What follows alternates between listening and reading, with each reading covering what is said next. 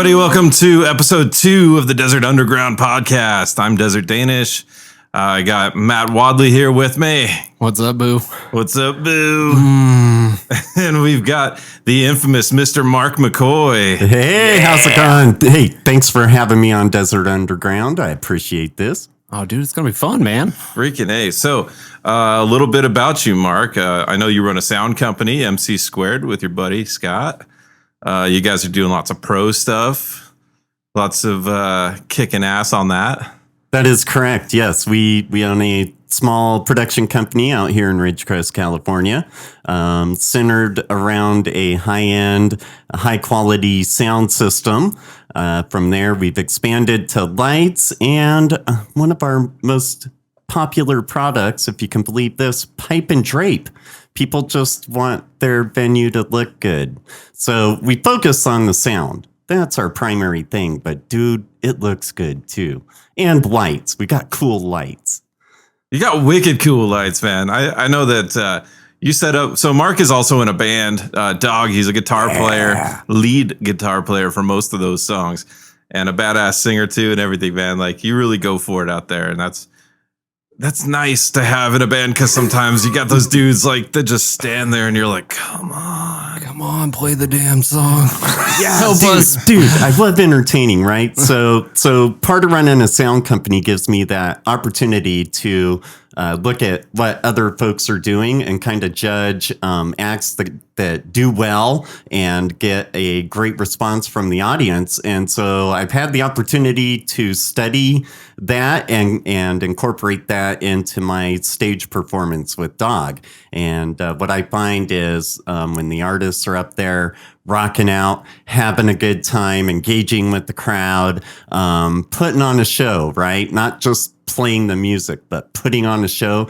The audience loves that. And we get a lot of compliments on our stage presence and our performance and the show that we put on. Not so much the technical ability to play the songs perfectly. That has never once been our forte. No. And I'll tell you, I was in a couple local bands back in the 80s, and that was not my stage presence. I was the guy, after every show, people would come up to me and say, hey man, you need to step forward, get out from the back behind the drums, come out front, move your feet. But I would get up there and I would just lock myself into position because, I felt like I had to play the music properly.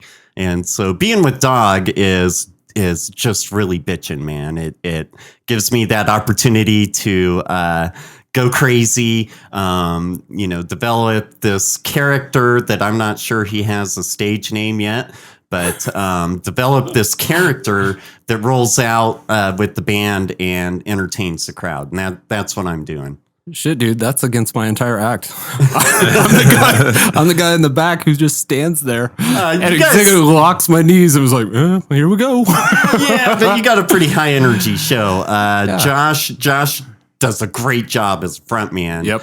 Getting out there. And with D.O.G., we don't really have a front man like Josh or David Olson or someone like that to sort of be the freak that gets all the attention. Right. And so it's up to us, right? It's up to like all of us as band members. We all have to be that freak. And, even our drummer is out front in a matter of speaking a lot of the time. Awesome. He's freaking sexy too when he takes off that shirt. and he will. Yeah. No, but I'm like, Matt, could you not have stage presence? Because that would be great. Man.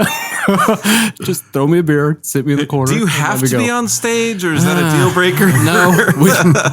I think we were joking last time. I could just hide behind a curtain. Hey, wherever you're most comfortable, man. Pay no attention to Matt behind the curtain. All you see is part of my back and the bass neck sticking off the side.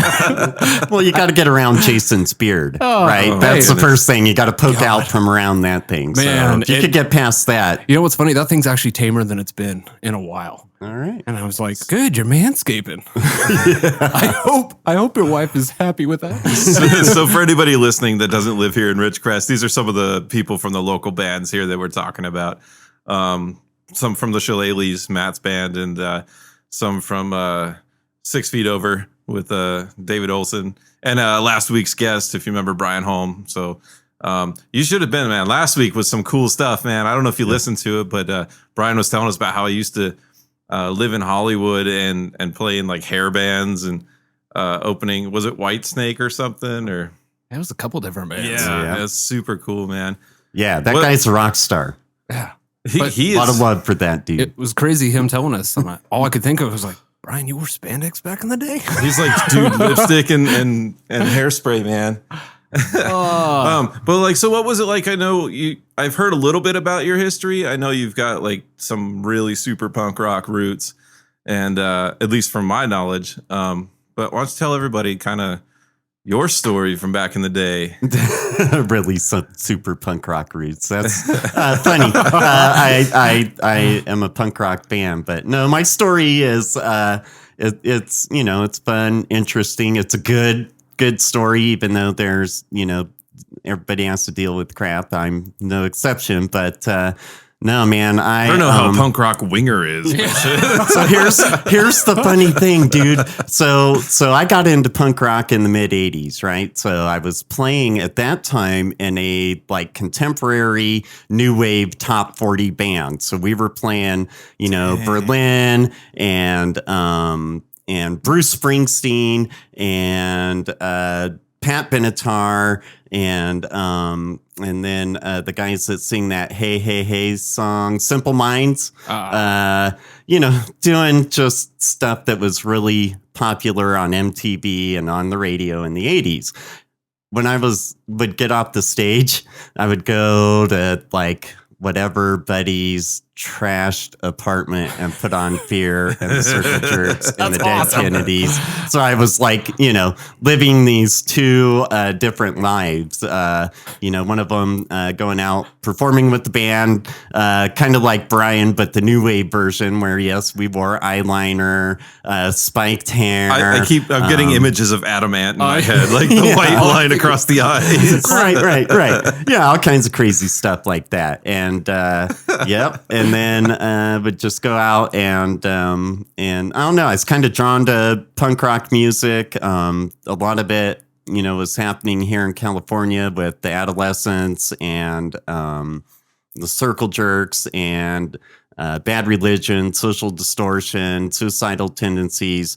Were you ever into the Germs at all? Yeah, the Germs, but they're New York. They're East Coast, right? I don't know. I know Pat Smear is in the band. Okay. That's all. They may be West Coast. I don't know, but I know like Fear and those guys. They came from New York. Yeah. And so I was getting into that stuff too. But so was it typically like clubs, LA area? Is that where you used to go see these bands at? No. So I would just go see like D-list bands that would come out to Ridgecrest and put on punk rock shows like out in the desert or whatever. Sometimes go down to LA to see a band at the Palladium or something like that. But no, at that time, so I was really young too, right? So I got into music at a young age.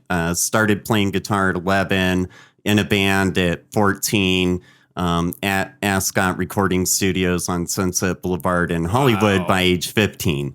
And that was a really cool experience. But that was also where at age 15, I was like, wait, man, we just gigged for a year to come up with the money for this, 8-hour recording session. And we're handing all our money to that dude on the other side of the glass. Man, I don't know. That looks pretty cool. So every time we do a session, I'd pick the audio engineer's brain and eventually went on to, hey kids, do you hate money? hell no. Let me take care of your problem for you. I'm Mark the Closet Punk. That's right. I hang out in the corner and play Bruce Oh, that's Springsteen. crazy, man. Like, so, I've never actually been to a real studio to watch a recording or anything like that. Brian was talking about that scene down there, and you're talking about Sunset, or is that what you said earlier? Sunset. And just that whole area, I've been down there a bunch, and it's been really like whole different vibe from anywhere else I've ever been. And man, I've always wanted to go record in a studio. Like I have a bunch of recording stuff I've sort of like taught the at-home studio, learned on YouTube sort of stuff. But I've always wanted to see like the big console, Right. And like Dr. Dre behind it, Right. He's like, yo, check out my beats. Check out my beat. Plug my beat, bro. Oh, wait, beats. And then like, and then have like Snoop Dogg like on one of those low rider bikes, like ride by, Yep. oh man, I haven't. Yeah. Studio sessions are cool, man. And I got to in school we had 2 world-class recording studios for our labs, and then 4 professional recording studios. So Studios E and F were the multi-million-dollar big console, ISO vocal booths, ISO drum rooms, grand pianos. No, wait a minute. I think we skipped something here. So you went to audio school. I did. Yes. Okay, So I went to a school at the time. It was satellite campus for the Berklee School of Music out of Massachusetts. I did not go for a degree, so I was not attending Berklee, but I went to this campus and just studied the audio engineering track, basically, which was, this was in Ohio in the middle of the forest. It was awesome. So far away from California. Holy cow, and man. where all we could do basically was nerd out on recording. And so our day would typically be 10 to 12 hours. It was 2 hours in the lecture hall in the morning where we would go over, all the math associated with acoustics and electronics and signal processing and all the book stuff. And then after the 2 hours in the morning, then we would go in and do studio sessions,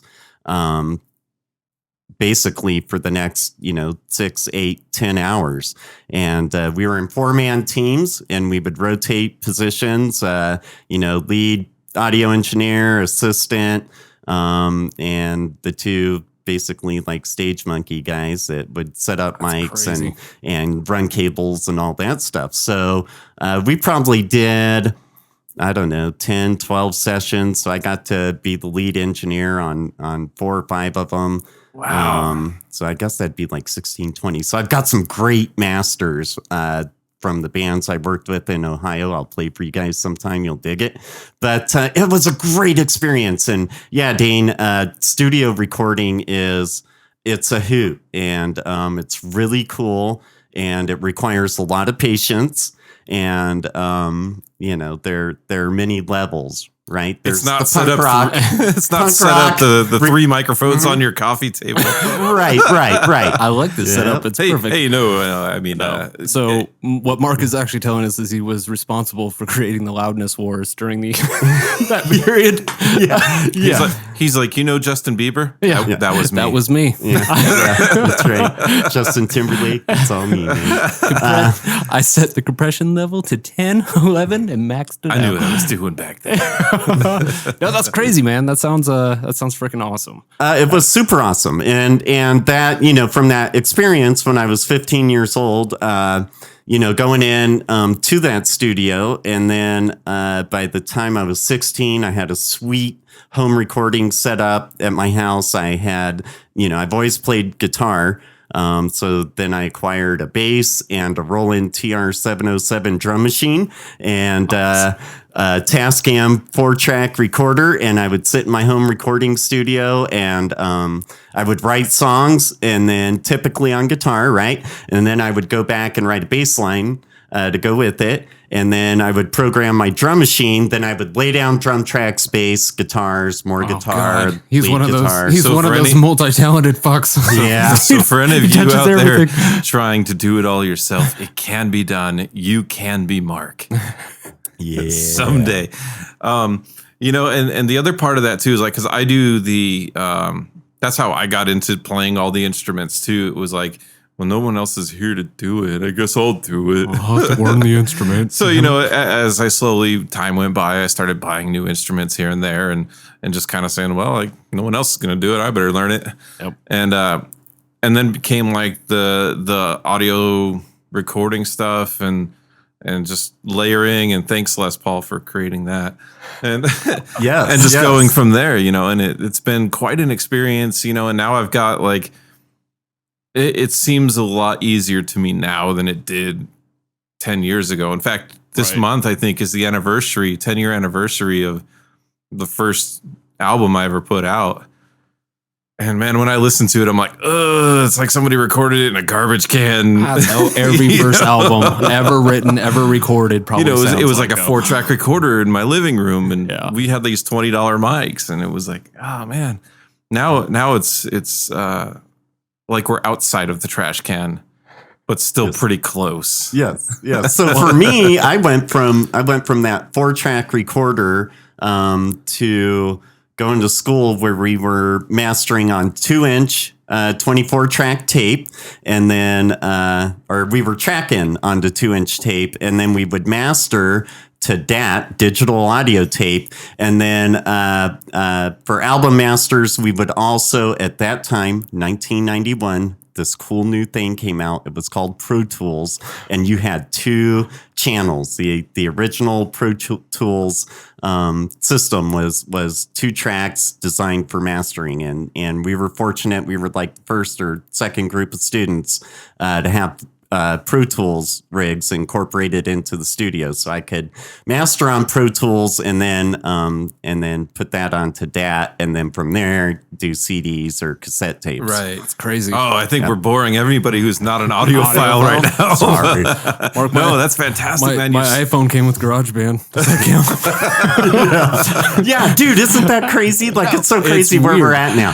And after that, I always dreamed of having like 24 tracks. And I remember when Tascam came out with like a 24-track digital recorder, and then now, of course, we have virtually unlimited tracks. I was going to say virtual, then something else, and it turned into virtually.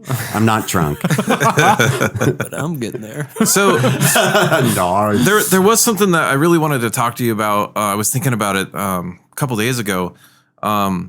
And we live in California in the high desert part, and I wanted to get Matt's opinion on it too. From what I understand, and I haven't told you my stance on anything, but I want you to give me your opinion on. I think we're the only county in California where marijuana is not legal now, Yeah. and that blew my mind. When I was thinking about it, I was like, I don't know if that's totally true or not, but that is something I had heard. But I thought, and I don't mind. I understand that some counties are, they vote differently or this and that, but to have a whole state be one way and then your county's like, Well, my understanding is it's legal. You just cannot it's up right, to right, the right. counties on whether or not you can purchase recreational. So the counties that do not have rec shops have still the medical marijuana available for those patients. But yeah, it is weird. It is weird. Kern County is weird. right. And it's not even so, because I lived in Washington when they legalized it. And I think there was only 2 states at the time. It was Colorado and Washington. Right. And when I lived there, it was like, woohoo, everybody was in, and of course they're all hippies up there anyway, but, everyone says, California liberals and this and that and this and that. And it just turned into I was like, oh, interesting that this is one of the few counties that doesn't do it. And it just kind of, We're a pretty conservative county. we are I the would whitest agree. freaking county. Yes, yeah. Can I say that? Yeah. And Kern County, what's interesting is we say it is a conservative county. What I find is that much like being a closet punk, there are lots of closet liberals in this county, because when I go out and hang out with people and meet people, it is not what you would think of Kern County. It's not majority, right-wing Christian conservative Right. Kevin McCarthy supporters. So I think, part of the issue, not just with Kern County, but with, the country in general is people don't vote. Like, if you look at America, man, Right. we suck at voting. We are one of those people who fought so hard for that freedom and then just said, Yeah. So I'll tell you a story. And what really bugs the crap out of me, and why I'm so passionate that people vote and have their voices heard, and that they get involved in politics. So this last year, Kathy and I supported friend of ours who was running for Congress against Kevin McCarthy, Wendy Reed. She did not make it in the June primaries. She trailed by 1,000 votes to Tatiana Matas, which is fine. The amazing thing is 1,000 votes, right? Like our girl almost went up against Kevin McCarthy, and the only reason she didn't was 1,000 votes. Wow. So after the election, I go to my son's house. He's 19 years old. His friends are all the same age. They're all 19 years old. And I go to Kevin's house, and it's Kevin, Marcus, who's an African-American male.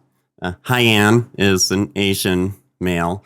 And Cameron, who I think is Hispanic. And I go, okay, you guys, this was the Wednesday after the primaries. Hey, did you guys all, did you vote? Did you vote for my girl? Blah, blah, blah. And, of course, Kevin, the white male in the room, says, yeah, Dad, I went and voted.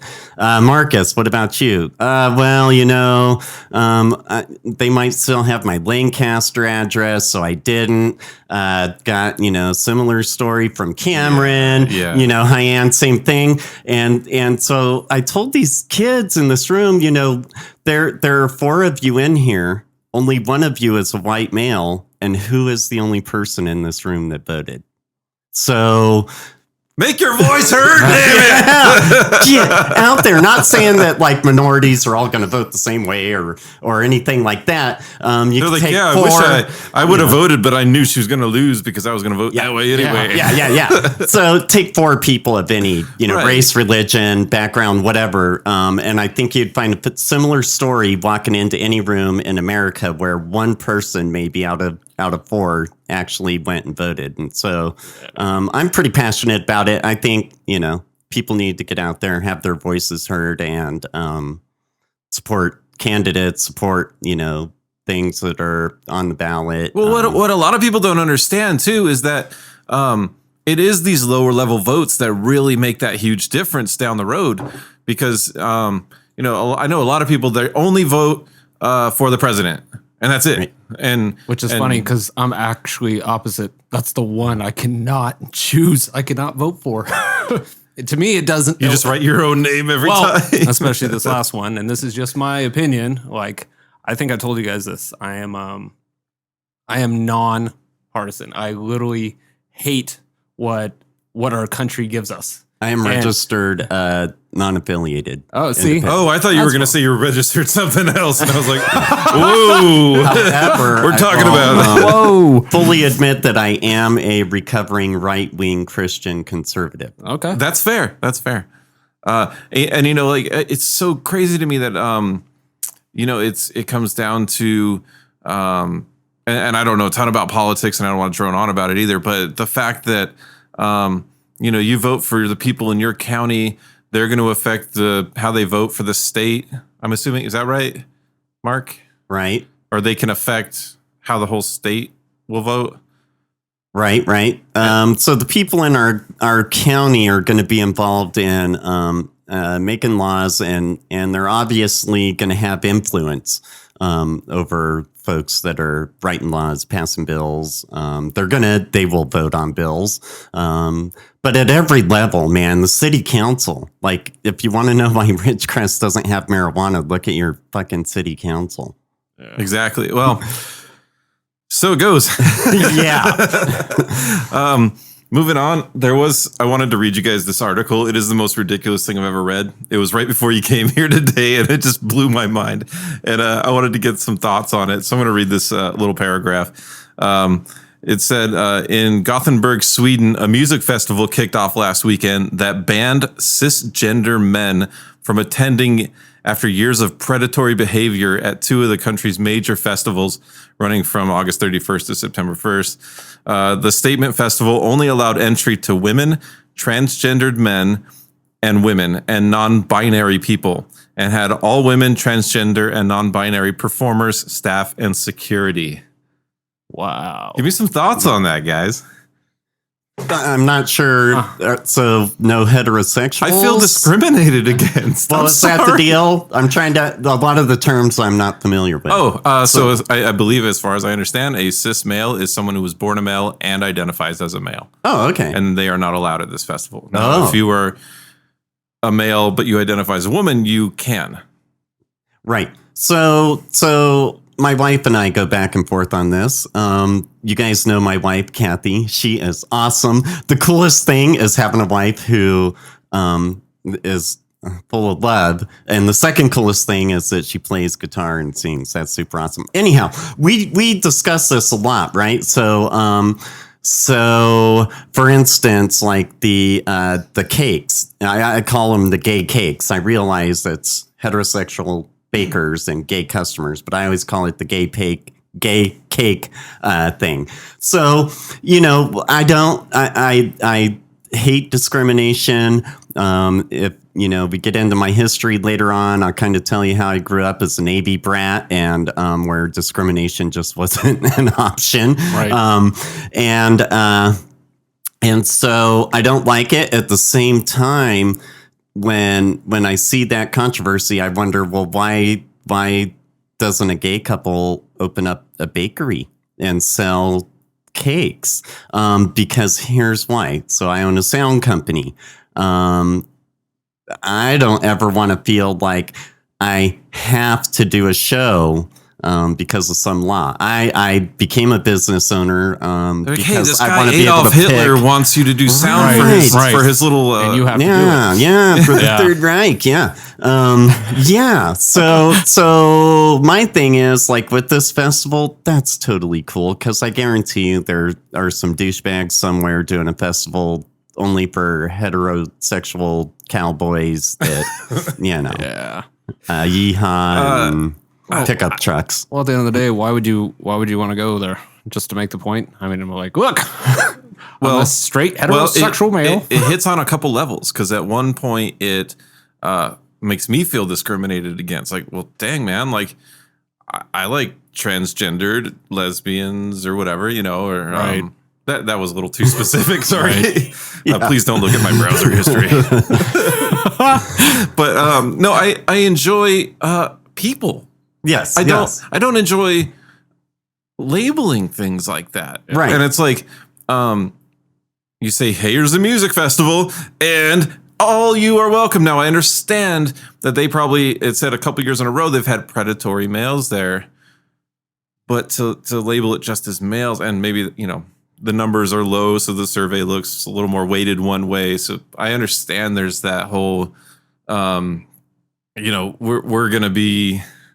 just going to cut that off. But that's like saying, like, this Mexican guy stole my stuff 2 years in a row, so we're just saying no Mexicans at this music festival. Right. No, what's weird to me is, that anyone would be shut out, right? That's one of the things I think all three of us agree, is that art is something that is universal, right? It's transcends language, ethnic background, race, except for religion. That's Sexuality. the only place where, like, music sometimes collides. But sexuality, all those things. So I'm a little surprised that a music festival would discriminate in that way. If they had issues, then that's cool. But I think the bottom line for me is they made that choice, and if it's working for them, I guess I'm cool with that. Matt, what are your thoughts on it?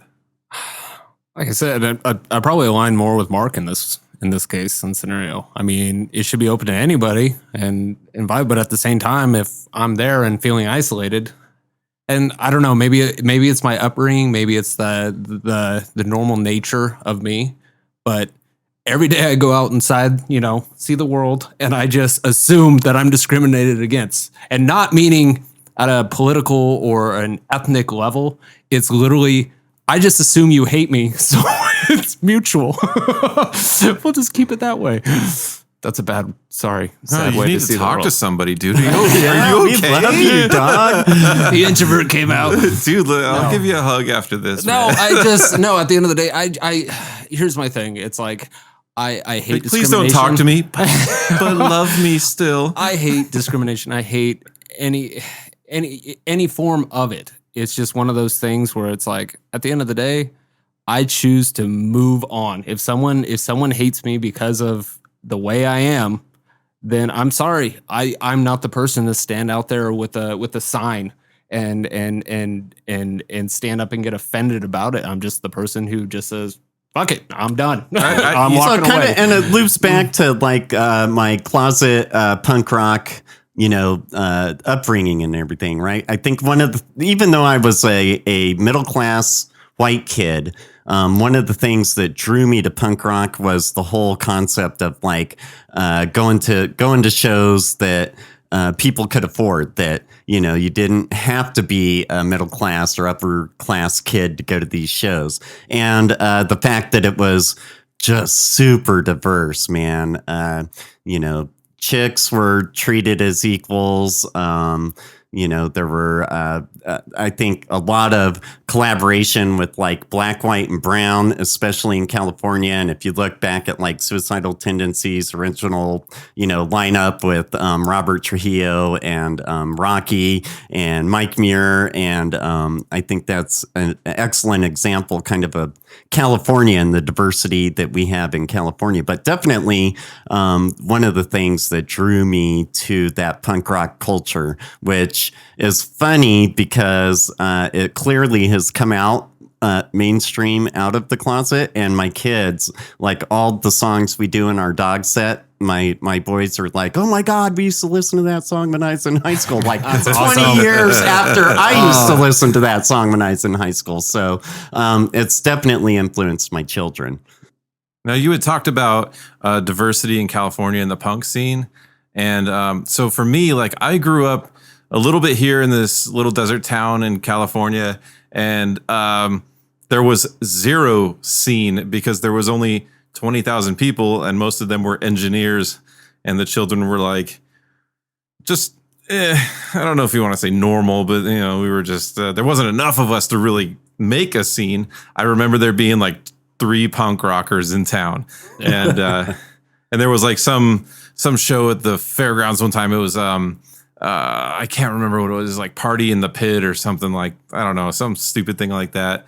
And looking back, I'm like, oh, dude, Slightly Stupid was here playing, and like a bunch of these like bands that now I'm like, oh, that would have been so cool to see. But my dad had me dressing with like basketball shoes with knee-high socks and short shorts, tucked in shirt, and I had the punk like feel, and I wanted to be, I know it's not a look, I had it in my heart, right? Like I want to be this other thing.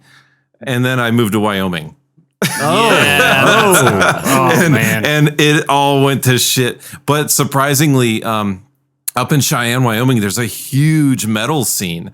And I was like, cool, I can kind of get behind that. Right. And it's different. And it's not, yeehaw. Yeah. So you'd say you like the punk and the metal bands? I like the punk and the metal bands, just like that song. I still can't Walk get over like an Egyptian. I can't get over the Party in the Pit, man. That's an awesome. I don't know if that's what it was called, but it was something in the pit. And did you get in the pit? Were you I didn't go. Pit kind of guy? I was not allowed to go. Oh man! How about you, Mark? I got a B on one of my papers, so I wasn't allowed to go. Damn you, son! No. I was totally wild in the streets. My parents encouraged that kind of thing. They wanted me to get out and do something, right? Instead of just sitting around and like. Like, Mark, you should start hanging out with those kids that slam heroin. Yeah. It'll really diversify your mind. Right. Yeah, no, they were not into that. But don't do that. But just hang out with those Nor kids. did they encourage it. But they certainly appreciated kids going out and putting on shows and, participating and doing stuff, right? Just like we do today. Like, I think we'd all be happy to see a group of kids up on that stage, which we do, and we encourage. And now it's I'm awesome. I'm just old, man. Now I stand in the back. Back in the day, like the punk heydays, like you get in the pit. How old are you now? 34. That's it? But I got the gout, so that added 10 years. Matt's got the gout. No, but I was just thinking about those days, man. Like, so me and a couple friends from here would always try to go and see a show, especially Showcase Theater. That was a huge scene. And I mean, they had everything. So it was punk, hardcore, metal. You could see everything.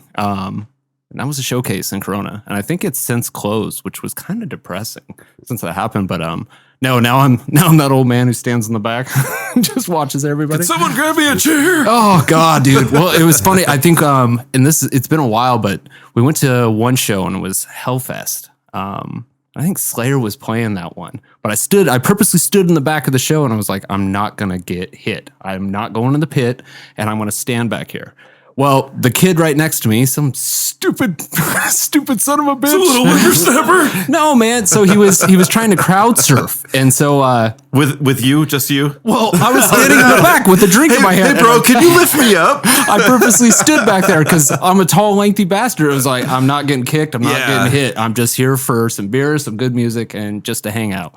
Well, 3 kids next to me pick one of their friends up and throw them, kind of begin a crowd surfing thing. Within like 2 seconds, man, I got kicked in the face by a fucking size 12 boot.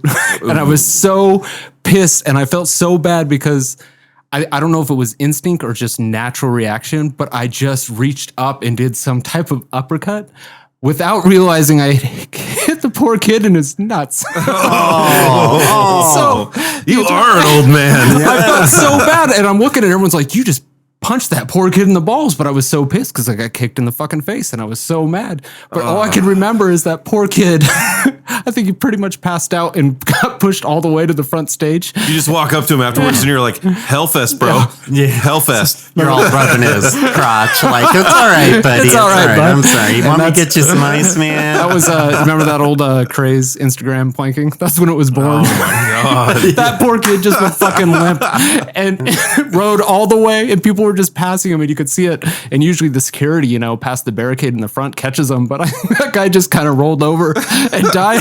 Just like, poor fucker. But it's cool, right? Because like 20 years from now, when he's in Space Force and they're hanging out on Mars doing a podcast, right? Him and his buddy, whatever the cast is from Mars. The Mars Underground podcast. Yeah. And he's going to be like, man, I was at the show one time and this dude just whacked me right in the nuts. I think he had gout. Fucking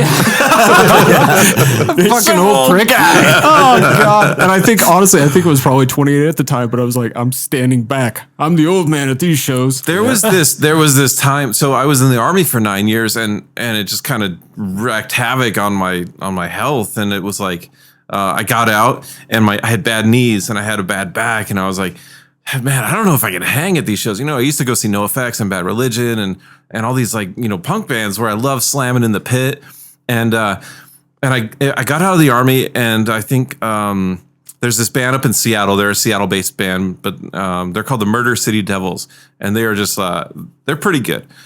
And I really I always tried to catch them whenever they played a big show. So we were at the Showbox in Seattle, and I got there early because I'm like, man, I gotta find a chair. Right. See? So it's not just me. So we're one of the first 20 people in the door. Everybody goes straight to the merch booth. And I'm like, I am hauling ass to the first table I can find so I can sit the entire time. And my wife at the time was like, you are the oldest young person. That's how me and my wife gauge shows. We're like, it's like open all ages. And hey, it's all standing. Guess what? Guess whose feet didn't hurt the next day? Yeah. So that's the beauty of owning a sound company, right? Is now I don't have to beg a niece or nephew, hey, don't you want to go see, whoever, Justin Timberlake or the whatever it is, shillelaghs. I'm a believer. I'm there, and even if the crowd is young, or a lot of cases, sometimes they're older, like when the Johnny Cash tribute band and the Beatles tribute band, there were people that were 60s, 70s. I know there were some 80-year-old people in that audience. I'm pretty sure that is Johnny Cash. It was too loud, dude. I was at 98 dB. It was not too loud, but that was actually me, bud. I don't get the reference, but it's funny. Yeah. But it was it's cool because then I don't have to come up with some sort of excuse. However, there are some acts that I would like to go see that I'm never going to do sound for that will require a niece or nephew. But right. So I'm a huge Justin Timberlake fan.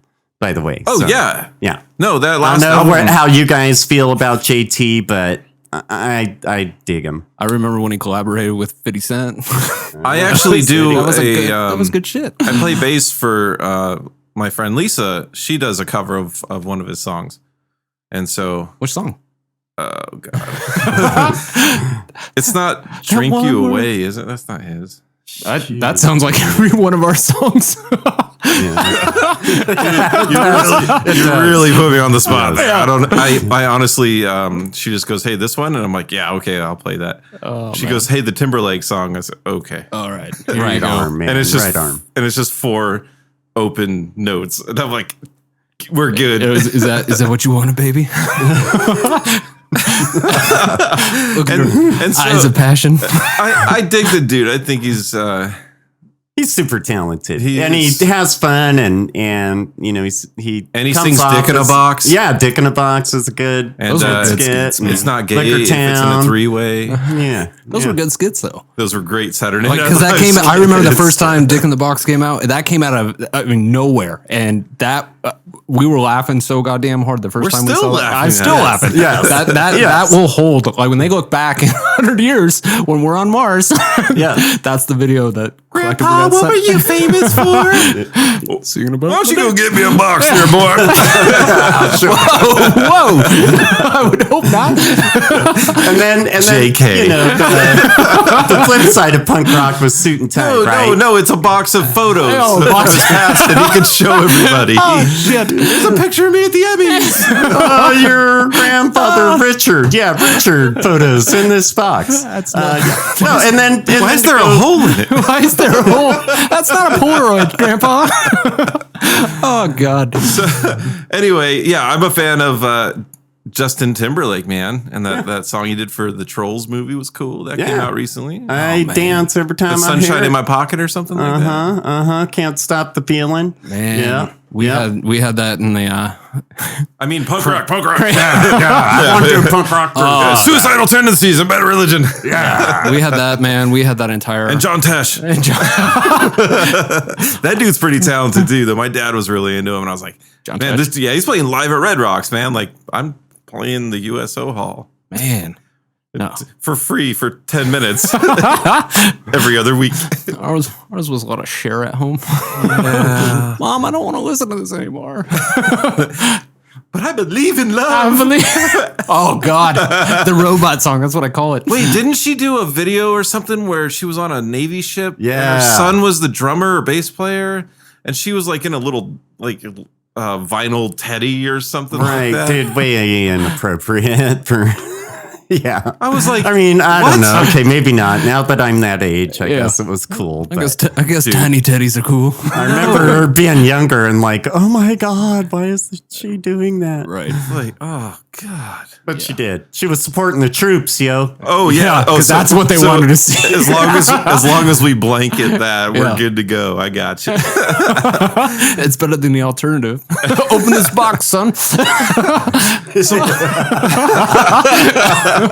So Mark, what is your history in music? Like, what got you started in all this, man? All right, man. So, and you guys just jump in if I ramble on about stuff that is not interesting, just stop me and tell me to get back to the point. But, you know, here's the story, right? So I was born in 1970 in San Diego, California. My dad was a corpsman in the United States Navy. Went in 49, got out in 73. So he did 24 years, served in Korea, did 3 tours in Vietnam. Let me slow down here. If you don't know what a corpsman is a hospital medic. So if you've ever seen MASH or... I just assumed he did a lot of sit-ups. Yeah. You know what he did, my man? core, bro. 5 a.m. every morning. He was up, sit-ups and push-ups. My core is jacked. Yeah. Anyway, go on. And so, you know, things that shape my political views and whatnot, definitely my dad, super cool guy. He passed away in 93 when I was 23 years old. But hospital medic is, you know, when you go to Vietnam, he's the dude deciding, you know, do we keep this arm? Do we schwack it off? You know, how do we put these guts back in, stitch it up. Like really bad shit, man. It's not a glamorous, super cool thing to do. You see a lot of really ugly stuff. And let me jump in real quick and tell you that's actually a big part of some of the PTSD that I have from my trips to Iraq. Is, I came across a friend of mine. We were looking for a place to drop garbage off at. We used to support a military hospital with phones and internet, and it's declassified now. I can tell you that.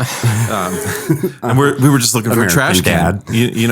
Our trash bags were full, and we didn't have KBR guys or whoever Dick Cheney was paying way too much money out there to pick up our trash. It wasn't coming by, so we walked around. We didn't know there was a burn pit for body parts. Unattended. Wow. And it was just out of nowhere. We're walking and you just come across this stench and you look and it's just the most horrific sight you've ever seen in your life, just seeing all these body parts just there. And it really messed me up, man. And I can talk about it now a lot more and understand that I'm not there anymore, but every once in a while, it's just like, you get that hint of a smell or something. And you're just like, oh, God. So I feel like keyboard warriors and folks that I often disagree with politically, the big difference between what you see on TV and reality, in my job, have had to document things that, where their bodies or whatever, right? Sure. So the thing that differentiates TV from reality is the sense of smell. And what you're describing, Dane, is there's, when you see that pit and when you experience that pit, it's way different than a photo of that pit in say, a Time magazine article or a news broadcast. And those are probably, my guess is, those are the things that stick with you and maybe trigger the PTSD is, smelling human flesh is not something most people have experienced. Yeah, and, it's wild. It's hard to to tell people about it because you're like, people don't really relate to that so much. Right. Anyway, sorry, go on. So you get it, man. So my dad saw some shit, right? He was in Vietnam, and it's interesting because I find myself now as an adult really sort of understanding and loving and being friends with a lot of guys that are coming back from Afghanistan and Iraq. My brother Matt. For those listening 20 years from now to this, that was a war during our times. Not this Matt, but a different Matt. And I can relate because as a kid, I would grow up. At least once a year, an ambulance would be pulling out of our house at 2-3 o'clock in the morning. And, my parents would say, oh, your dad had an asthma attack last night. But it always seemed to coincide with the screaming. But I never really put these things together till I got older. And, man, I just thought every kid's dad, every couple of months woke up in the middle of the night screaming. And then like once a year, it was so bad that an ambulance was taking them to the hospital. And so he saw some stuff, man. He was in Vietnam, much like folks today.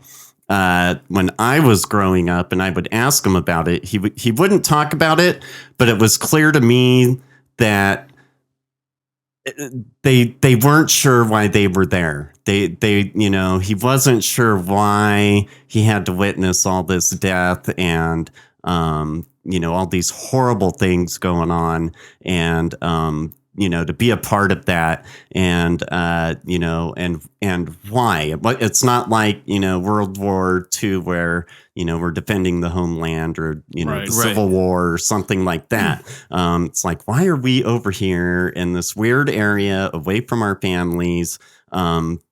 Doing this. So anyhow, that's my dad. My mom entered the United States Marine Corps in 1949. She was part of the second group of women to be admitted into the Marine Corps. That's fucking awesome. It's super awesome. And she is 85, 86 years old and still a proud Marine. She did her 4 years, but she's always been very active. She's come out to China Lake and talk to the women Marines out here. She lives down North County, San Diego, and she spent a number of years volunteering at the VA hospital. Talking. Gnarly. Yeah, those guys really take good care of me. Yeah.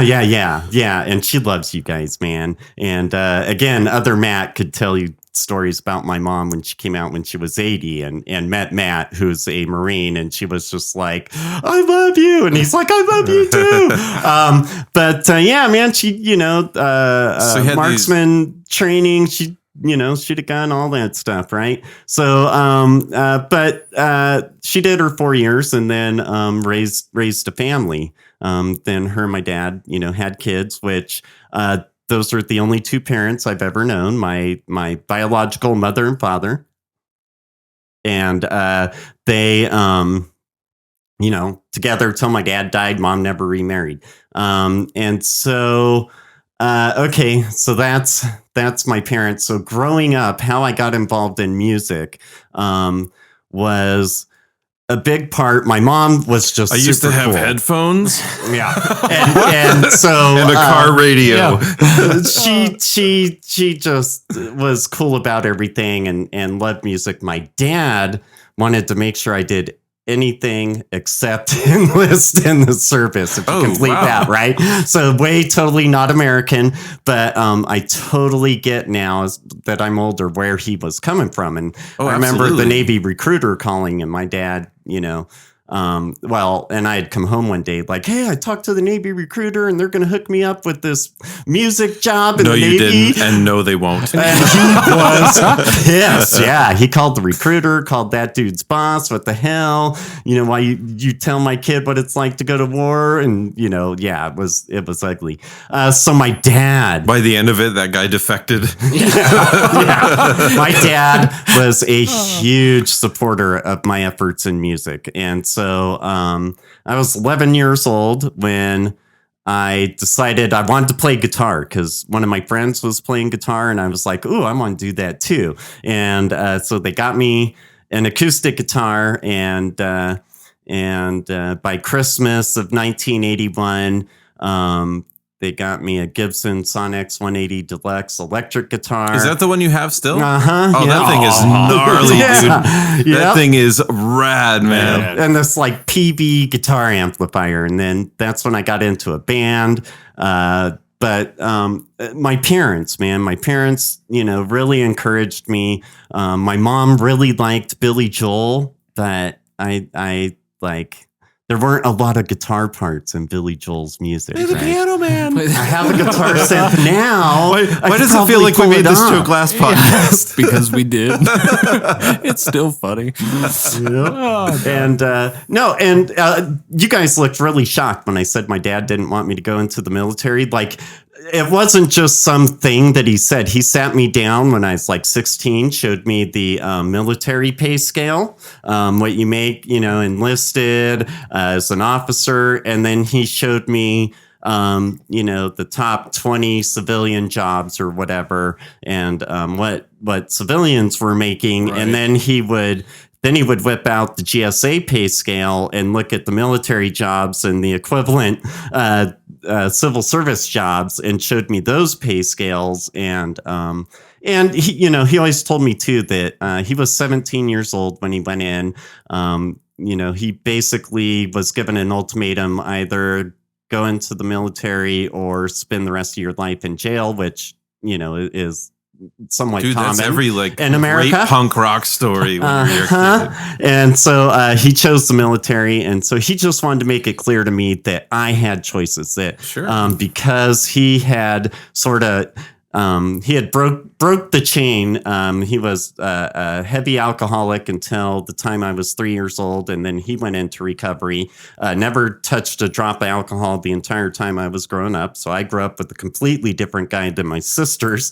But he, wanted to make it real clear. He broke the chain. He served our country, and that for me, he really wanted me to have the opportunity to be able to do what I was felt passionate about, what I wanted to do.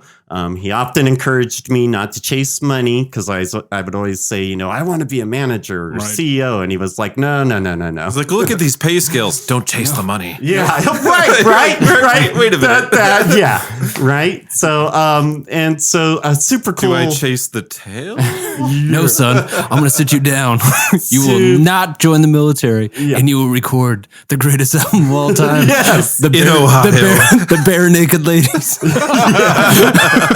So super awesome parents. They encouraged my music. Very cool. They funded my start when I finally got into a band. My mom acted as the band manager, set up a business account. She negotiated pay because we would do local bar shows, right? And we were like, we will do that show for free. And my mom was like, yeah, I'll make that phone call. And then she'd come back and be like, all right, I got you guys $500. And we'd be like, what? That's half a PA system. You got to be kidding me. So because of She's that, cold calling Depeche Mode to see if you can open for them. and she came up with the business plan, which was go cut the 4-song demo EP, which we did, pitch that to, promoters and whatnot, take the money that we earned off doing those shows and buy a PA system. And we did all of that. And my parents were big, motivation behind that. And so that's sort of my roots. And now you own a pipe and drape company. Yeah. His mom actually walked Which also in. includes sound, I guess. Yeah. His mom actually walked in with dress blues. Yeah. Listen, pussy. Give my kid $500. Yeah, damn straight. Yeah. And man, I will tell you, in the rock and roll business, having a Marine for a mother was not bad because these guys would try to intimidate her by potty mouthing or drinking beer. And she was like, yeah, fuck you guys. Fuck you. What? Mm-hmm. So, yeah. She's she like, was tell you what, if badass. I outdrink you, you're paying them $500 Yep. and you're paying my tab. Yep. Damn straight, man. Dang, man, that's a crazy backstory. Like Yeah. I've known you for about a year and a half, a little over a year now, and I've never heard hardly any of this. This is fantastic shit, dude. Well, thank you. Fascinating. Thank you. We have a few minutes left. How hard is it to tell the story about the Keith Morris story when he came to our little tiny desert town? So I just found this out from Tristan Kratz a couple months ago. So I remember this. Again, I was And if you don't know, 14, 15 years old, right? 1984, 85. So before I had a driver's license even. And piled into a truck with my buddies and drove out to the hill, or 55, which now I think is 60 or 65, but it's the road that heads out to Trona. It's a really bad place that smells really bad, but there's a great burger joint there. Anyhow, we go out to this desert party, and you guys, like, again, all stuff that has shaped me musically. I get out there, and this bus rolls up, and these guys get out and they set up their gear, and I'm like, how are they going to play guitar in the desert, right? Well, they had these things called generators, and my mind was blown. No freaking way. You mean we can take the band anywhere with this thing called a generator and make noise? So sure enough, man, there were 2 opening acts, and they got through their sets, and Tristan had somehow managed to get the Circle Jerks out here to headline that show, and they got 2-3 songs. that's wild. It's wild. Keith Morris was out here in Ridgecrest, California, man. That is out in the gnarly, Mojave dude. Desert. And they got like 2-3 songs into their set, and then the cops came out, broke it up, helicopters came in. That's even more punk that Dude, way. super punk rock. Hey, mom, Yep. grab that generator. Grab it. Yep. Oh, man. That's all the time we have for today, Mark. I can't thank you enough, but I hope you come out and tell us like 500 more stories, because I know you have them. And because you had told me once that you recorded out in the desert. You've told me countless other things that I don't know if I can even say. Right. So we've covered up to like 18, 19 years old, there's a whole second chapter of my life, right? Absolutely. That was chapter 1. There's a second chapter of my life I'd love to tell you about. And then the current chapter that I'm living right now, chapter 3, which is really the best time of my life. Gnarly. Sitting at this table is Chapter just 2. Chapter 2 was the prison, ladies and gentlemen. just huge amount of love. And I love everybody, Dane. Dude, we can't thank you enough for doing the podcast, Thanks, man. Is there anything you want to plug before we go? I was gonna say my wife, but that doesn't sound right. Here's the thing. I learned early on I'm a lover, not a fighter, so I just want to send my love out to everybody, and always want to make sure my wife knows that I love her deeply. She is a fascinating woman. She's an intelligent woman, and she is a beautiful woman, and I am so lucky to be the guy that gets to share her life with her. So I love my wife. I love the Jamley. And all of my friends and my kids too. They're all right. I love my boys. They're all awesome musicians, right? Part 2 of my life, when we get there, I'll tell you about a drummer, a bass player, and a guitar player, also known as my 3 children. Nice. Awesome. I can't wait, man. Matt, thanks, buddy. As always, man, it's been Awesome, fun, dude. Man. I had a good time, guys. And thanks for listening, everybody. We'll catch you next time. I think next time we're gonna have Josh from the Shillelaghs on with us, and that dude's got some stories too, man. I can't wait. All right, thanks again, everybody. Peace.